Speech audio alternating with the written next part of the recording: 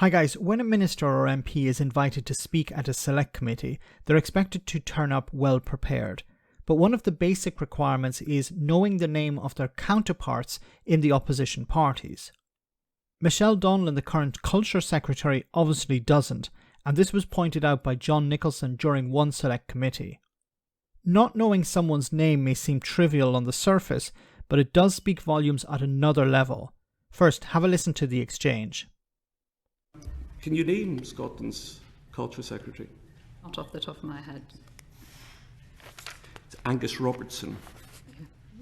He's he's a no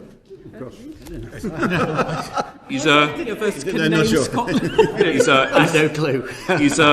He's a pretty good thing. He led the SNP group here for many years. He's known by many people. He's known by all of us, and he is your opposite number in Edinburgh. Moving on.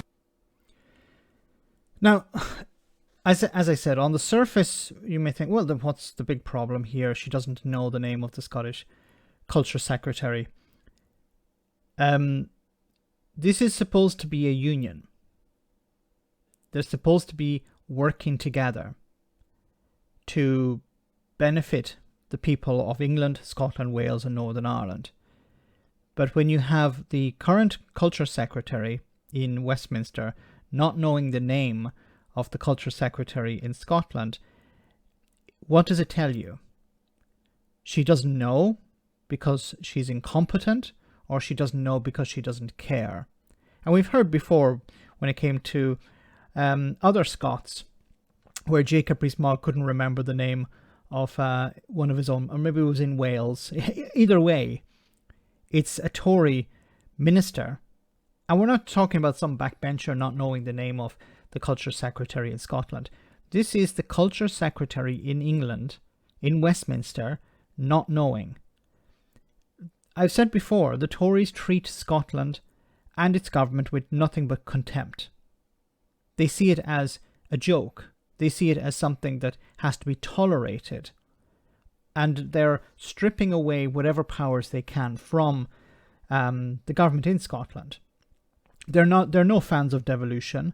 They would do away with it tomorrow if they could. But they can't. And we're at a stage now where, the Scottish government are saying, what's the point in dealing with Westminster? They treat us with nothing but contempt. We send MPs down to Westminster to represent constituents in Scotland, and the response is ridicule. Laughing and joking at our MPs. We're not able to hold the government to account, and it's a bit pointless.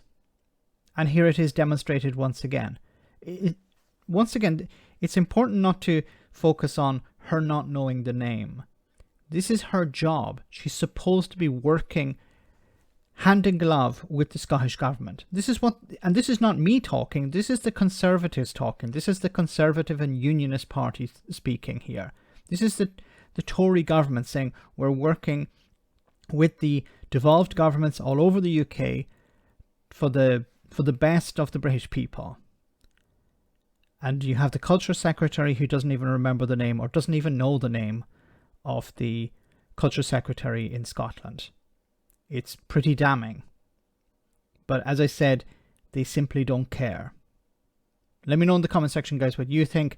As always, your comments are greatly appreciated. Thanks a lot.